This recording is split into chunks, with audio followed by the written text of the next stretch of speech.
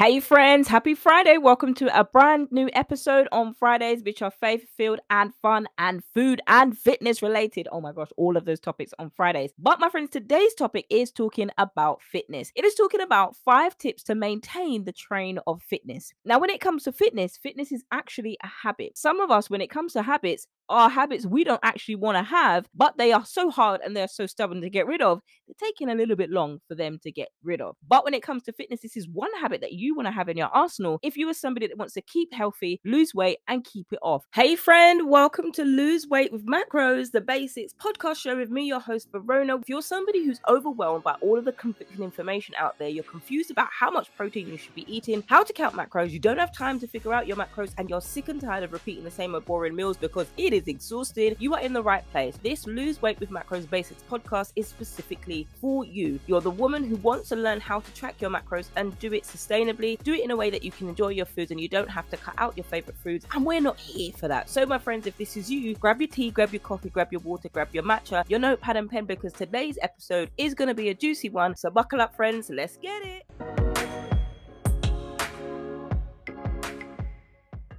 If you're that woman who finds it hard to get up every morning and go to the gym, you don't have to go to the gym. You're tired of having to remember your gym clothes and putting them back in place after you've used them, or preparing them for the morning when you are trying to work out, or the afternoon or evening, whichever fits your routine. Now, one of the most challenging aspects of starting a fitness routine is, you guessed it, sticking to it and sticking with it. The road of creating a healthy lifestyle often begins with you first having the desire and the encouragement to get healthier and to lose weight. Now, if you are listening to this podcast, chances are that is you, and you want to learn how to do that with my help and making me your wing woman as your coach. And to find out ways to do that, you can go to the website vanutritioncoaching.co.uk/coaching if you want to work with me on a one-to-one basis. I must put in a caveat here. The desire to lose weight and the desire to build a fitness routine and habit on a day-to-day basis can easily start to stall due to lack of motivation or thinking that you need to have more willpower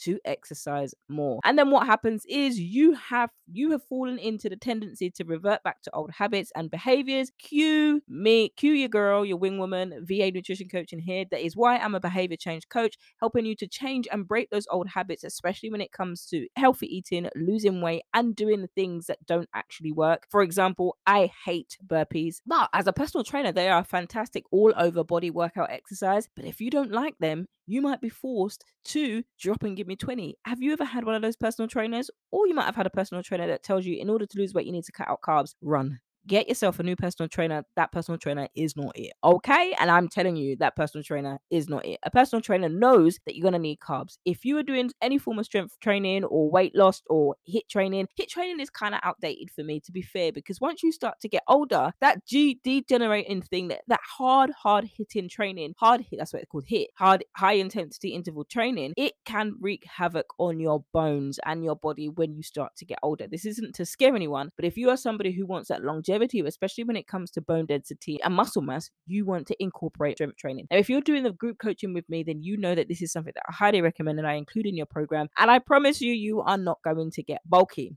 Now, when it comes to having a strategy to keep you on track, that is what you need to do in order for you to succeed. Consider following these ideas for developing these habits so that you can form a new strategy. Because if you're trying to work out and you're trying to do all the cardio in the world and you're not putting any form of strength training and you're not eating lots of food and you're not eating the right amount of food, then it's not going to work. Now, when it comes to it, fitness is a habit. And what we actually do every single day, this becomes our routine. And we can get into the routine of, I've got to have my coffee in the morning. Before I even say good morning to a client or good morning to my colleagues, I've got to have my coffee in the morning. And if you're in the office or you're working from home, people actually know not to disturb you or send you a Teams call or send you an email or call you or speak to you before you've had your coffee. Now, if you...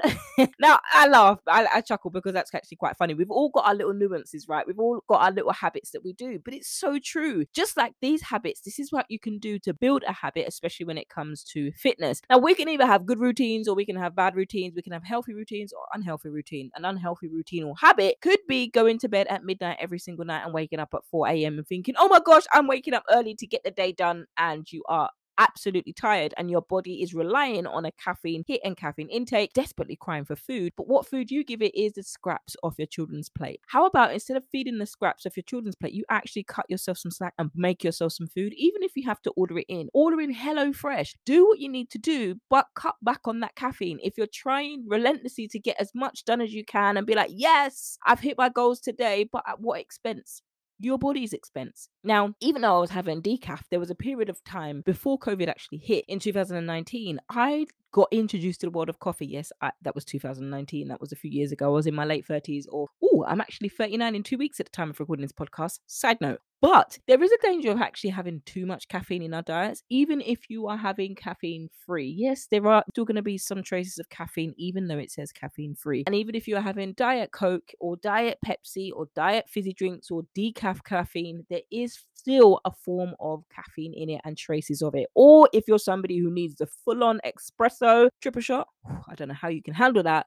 But if you are used to this can also cause health concerns and health issues. So if you are thinking this is the way that you need to go, I'm telling you, my friend, this isn't the way that you need to go. Becoming a caffeine and coffee addict is not a good thing, and your body is telling you that. Whereas you've got inflammation, you've got bloating, you've got a belly that looks like you're 6 months pregnant, and you are quite frankly tired of people saying to you, I didn't know you were expecting, even though you were 45. Yes, you were still fertile. Yes, you haven't hit your premenopausal stage yet. You still, ironically, haven't hit it. Most of you have, some of you haven't. And they're asking, oh my gosh, when are you due? And you look at her cold face and you say, it's just fat. And she doesn't know what to do, but she runs away with her tail in between her legs and never asks you again. Bye, Felicia. They're too fast and getting involved in your business. But if you're that person and you're tending to do that, fitness isn't going to solve it. No, and I'm not trying to tell you that fitness is going to solve it. But what will solve it is building better habits and changing those habits and behaviors with me, your girl. Okay. So when we know that it's about building habits and we now know that it's about becoming our routine, whatever habits we have becomes a routine. And my help for you is to change those habits and to help you build healthier routines. Now, I have had my fair share of ups and downs. I was talking about 2019. 2019 is when I first started to drink coffee, and I was working in the city. It's buzzing with people. Everybody you bump into at that time of the morning has a cup of coffee in their hand. Prior to 2019, this might be a little bit TMI, but I just keep it real on this podcast. If you're new here, welcome to the show. I keep it 100 on this episode because I want to help you as your coach. So prior to 2019, whenever I had coffee, that would send me to get a cleanse naturally through the use of caffeine to the bathroom quickly. Now, I don't know why, but that is what coffee does to some people. But I then switched from caffeine to decaffeinated coffee. What actually happened is it actually caused me to have heart palpitations. Yes, I was eating healthy. Yes, I was going to bed on time. Yes, I was getting the right amount of sleep. I still did not know, and I went to the hospital. Like literally, it would, if you've got that butterfly feeling in your stomach and you're scared and you're a bit nervous, and then it just kind of, you feel that fluctuation in your chest. But this was happening almost every breath that I took. Everything that I was saying, every word I was saying, I would get heart palpitations. And I was actually concerned for my health at this time, and I didn't know what it was. I didn't know it was related to the high caffeine intake, even though I was drinking decaf. So I went to the hospital and actually got hooked up to the EKG machine. The doctor was like, your EKG is fine. Your EKG, there's no concerns about your EKG. There's no concerns about your heart health. There's no concerns whatsoever. Then he asked me the question about my diet. Now, if you've listened to the earlier episodes where I talk about my story about how I became a nutrition coach, why I'm a nutrition coach, and my own experience with dieting and doctors that told me to cut out the fast food that I was eating, I ran from that doctor's office and completely disregarded the doctor's advice because I was like, who's this doctor telling me what to cut out? Don't tell me that. And I chose not to do it. And I suffered for 10 years too long. Anyhow, so when the cardiologist told me that the EKG was fine, the results had come back fine, there's nothing to be concerned about, they then asked me the question, how's your diet? I was like, what do you mean? It's healthy. Then that's when he actually asked me, are you eating a lot of sweets? Are you eating a lot of caffeine, drinking a lot of caffeine and foods that have caffeine in it? And I said, yes. And so what he asked me to do is to reduce those amount of foods and then see what had happened. So from caffeine to decaf still was causing an issue. But I was reliant too much on caffeine. Once I took that out of my diet, the heart palpitations stopped. Now, let me clarify this clearly. So I am not telling you to do this. I'm not offering you medical advice because I'm not your medical care provider. If that is you, I recommend that you go to see your own cardiologist so that they can do an echocardiogram if that is applicable to you and your body. It is specific for you. This is just a generic podcast. Okay. So once I made those changes, then it was able to build better habits. And over the time, it took me a while. It took me a couple of months to find consistency. But when it comes to working out, you might be that person who struggles to build consistency and habits. Hello, I'm your friend. So when it comes to doing that, it's about focusing on healthy lifestyles, building healthy lifestyles. But you might actually say to yourself, you know what, the gym is just far too expensive. Well, of course it's expensive. If you have signed up to the gym in 2020 and you said, you know what, this new year I'm trying to lose weight, I'm going to sign up to the gym, and you have been consistently paying the gym subscription every single month for 2 years and you have not stepped foot in the gym, of course it's going to be expensive. You might even be trying to justify yourself and telling yourself that there aren't enough hours in a day to work out. Well, you're going to learn a day. Something's got to give. Something has to give. And if you're listening to this podcast, chances are you actually want to find a solution to be able to do that. Now, this is a generic podcast. If you're somebody who wants a solution and you want to be able to learn how to focus on building better habits, especially when it comes to you, taking care of your nutrition, losing fat and keeping it off. Because if you've been on a diet and you've lost 1 pound, I know you can lose weight. It isn't that you can't lose weight, it's how you can keep that weight off without having to go back to diets that have proved time and time again that all they do is take your money and they don't work. If you're signed up to Planet Fitness and you are desperately trying to get into Planet Fitness and you have not stepped foot in there, cancel your gym subscription. Absolutely cancel your gym subscription. But you're like, Rhoda, wait.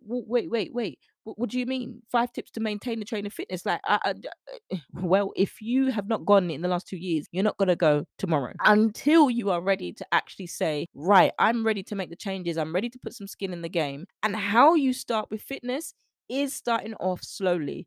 Go for a 10-minute walk. I haven't got time for that. Well, if you're telling me you ain't got time for go for a 10-minute walk, you haven't got time to go to the gym. Until you are ready to do that, I suggest you pause on this podcast and come back when you're ready to do that 10-minute walk. The reason why I say 10-minute walk, if you're not ready to do those small things, those small actionable steps, then you're not going to be ready to do the big things that actually require you to actually put skin in the game. It's cold now. It's going to get even colder come deep winter time. How are you going to lace yourself out of bed in an early morning to fit yourself in a workout, to do some strength training in the early morning before your kids are awake? You get up when they're getting ready to get up and go to school to get ready for breakfast. How are you going to do that if you can't manage 10 minutes on a walk? Now, you don't even have to go outside to do that. You can do that in your nightie. Obviously, put a sports bra on, obviously. But you can do that 10 minutes on the spot. The answer isn't, can you do it? The answer is, will you do it? I'm going to leave that one with you. So we're all aware of the importance of healthy lifestyles, but I'm going to be real with you. It can be tough to maintain these habits, maintain healthy habits that help you in the long run and help your family. When we're busy,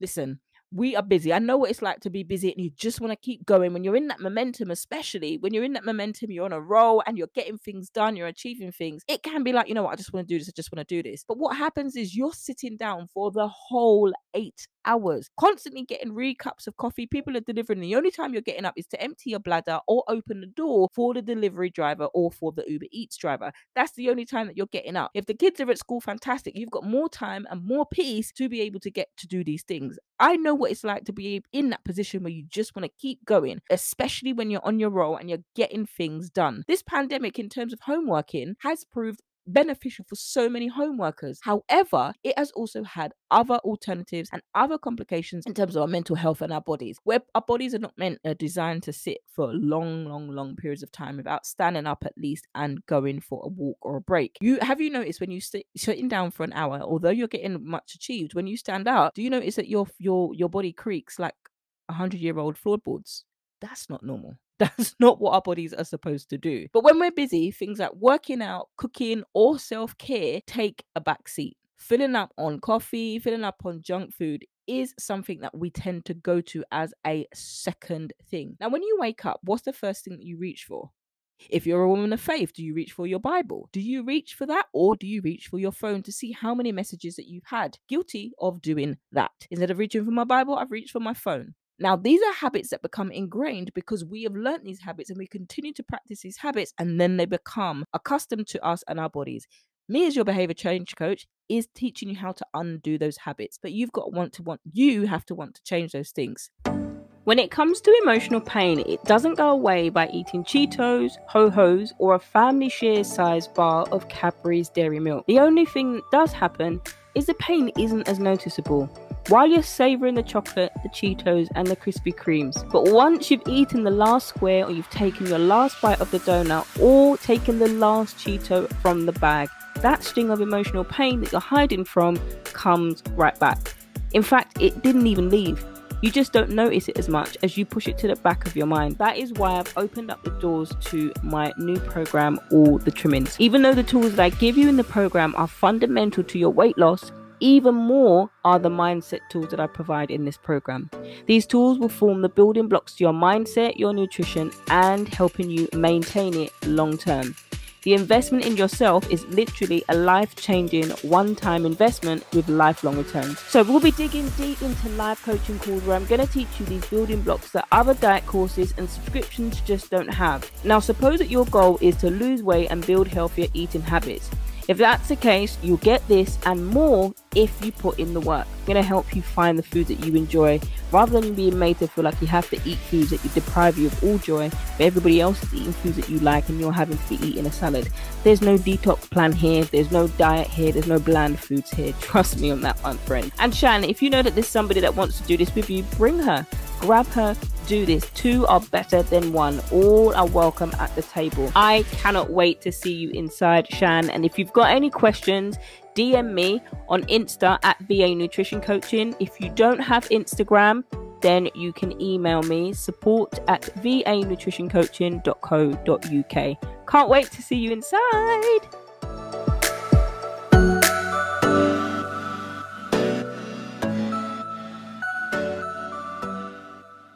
So when we're trying to focus on building fitness and making fitness a thing in our lives, we've got to focus on nutrition, not diet plans. When was the last time you went to the internet to search for, how do I lose weight? How do I lose my belly fat? How do I lose my muffin top? What diet helps me lose this fat fast? Again, guilty. I've done those things too. And no judgment here, because to be honest, you're the person that can feel, it can sometimes feel like you don't have options. When it comes to diet plans, you don't really have an option that meets you or your taste buds, because there are far too many diet plans that are out there that you've tried and they actually don't work. And then what happens? You think, okay, yeah, I like that one, so I'm going to go and do it again. You keep doing the same diet plan and you keep getting the same results. It don't work. And I'm laughing because it's like, that's exactly what these diet plans are designed to do. Keep us coming back, especially when they know that they don't work. Because every January, you sign up to the same diet plan. Every holiday season, Thanksgiving, after Christmas, you sign up to the same diet plan. You know it. You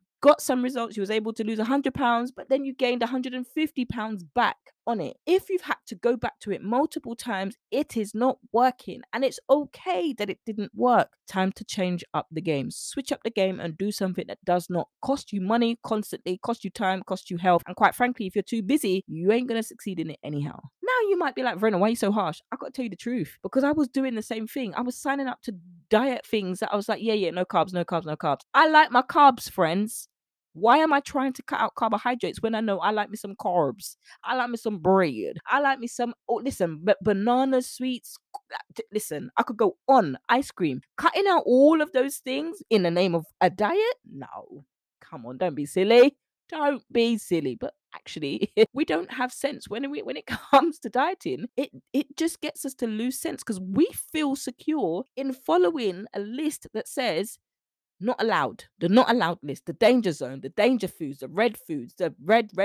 You continue telling yourself that, and what you'll end up doing is fantasizing over all of those danger foods, those red foods, and you are going to crave them in ways that you have never known you could crave a food in your life. Am I telling you the truth? Yes, I am. And because I've been there, this is why I'm here, why I'm sitting behind and recording a podcast for you.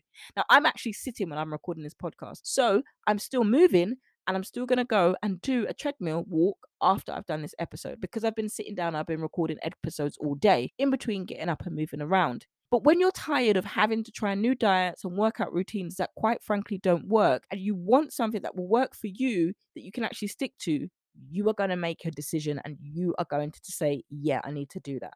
You can do any personal trainer. If they're making you drop and give you 20, run. You need a new personal trainer. If it's signed up to an MLM, run because those people don't know what they're doing. If it's a multi-group focus program, you are not getting the one-to-one aspect. You're not getting the support that you need to know whether or not you're doing this right. If you've got any pain when you're doing an exercise, it's likely your form is incorrect. But you don't get that one-to-one aspect. You don't get that customized, personalized plan to you. There's loads of things that I could talk about, but we haven't got the time for that today. And that is why I coach on a personalized basis, because there's so much conflicting information about diet plans, and it isn't surprising that you're confused about what to eat, and you've taken the time that you said you don't have to go and search on the internet or other things, or look for other things or focus groups that you can find that are free, and then you're trying to do this, or you're spending money, or you've got money to spend. Money isn't an issue for you, but what you're investing the money, instead of investing in yourself and a customized approach for you, you're taking your money into things that aren't working for you. All it is you're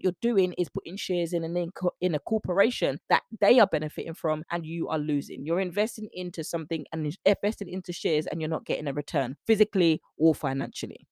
And until you're ready to change from that, then you keep repeating these cycles. When it comes to nutrition, you're focusing on that, not diet plans, because diet, the word for diet, means restricting yourself from food in order to lose weight or for medical reasons. Not every one of us have medical reasons that we need to restrict or cut down on a food that we're eating, i.e. high cholesterol. So you'll be advised by a medical team or provider that you need to reduce your cholesterol. And in order for you to reduce your cholesterol, then they're telling you to cut back on certain foods, and that is the foods that we like, and we eat plenty of it. High sodium, high fat foods. I'm not saying don't eat those foods. I'm saying you're going to need to have a balance of the foods that you eat. Now let's get back to talking about exercise. Exercise daily, daily, daily, daily. Now, you're tired of feeling, if you're somebody who's frustrated about exercising, and you're tired of feeling guilty for not doing it, for not exercising on a daily basis, you want to be able to follow through and stick with a fitness routine, and you need some accountability. Hey girl, hit me up, vanutritioncoaching.co.uk/coaching or /focus. Building a fitness habit is similar to building a business or achieving financial independence. Now, if you've done both of those, you know how satisfying it is once you've been able to successfully build a business and just starting to see returns on the hard work that you've actually done. It all comes down to choices. One of the most powerful choices that you can make is to exercise on a daily basis, because when it comes to it, when we take control of our health, we're in full control of our lives in terms of the physical aspect. Now, if you're a woman of faith, we yield our lives to Christ, and then we ask him for guidance where he wants to take us, because he already knows the plans and purposes for our lives. But this is how we build a fitness habit and change our lives for the better. Now, the takeaway from today's episode is this: it's hard to get started, but once you do, the benefits will become obvious.